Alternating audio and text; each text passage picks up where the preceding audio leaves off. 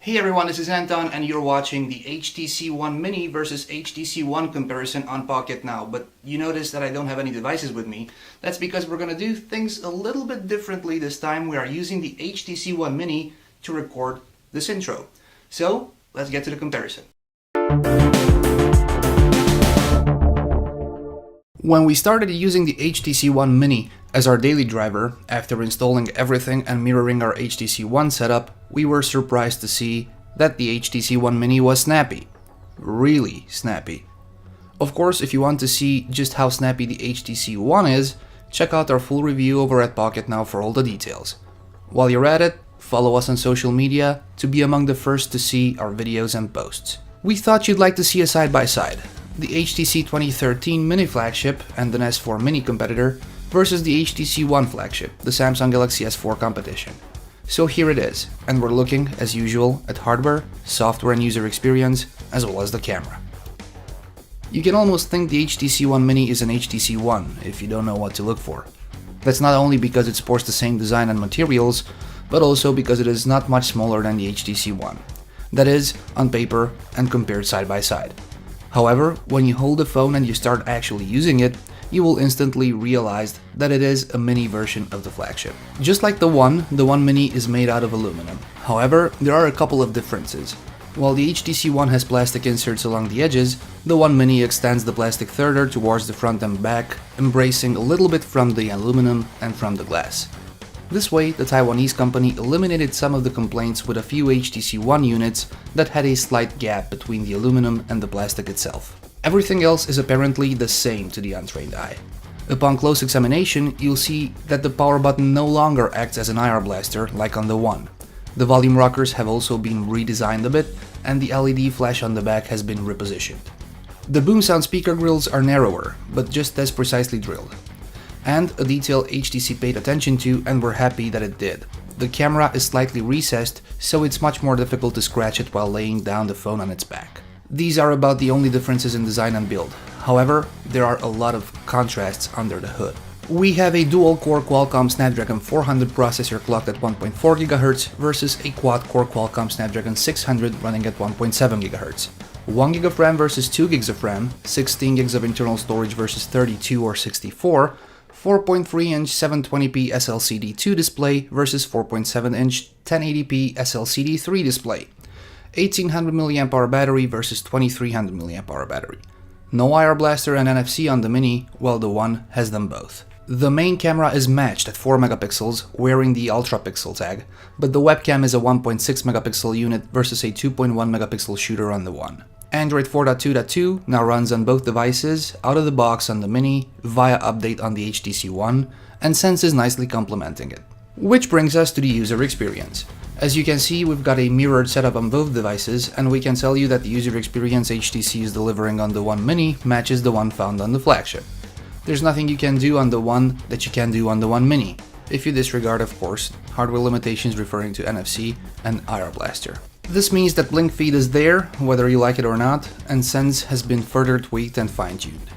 With the 4.2.2 update on the One, they're both featuring the new notification shade and some other minor tweaks under the hood.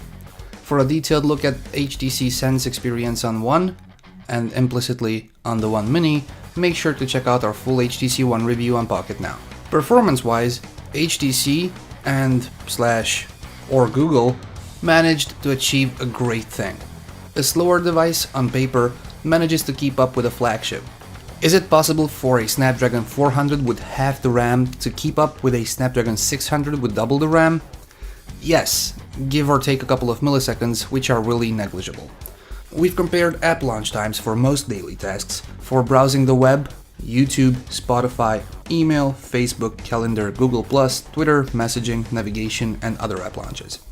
We'll let these side-by-side comparisons run for a bit until you get a sense of how well the One Mini is keeping up with the One.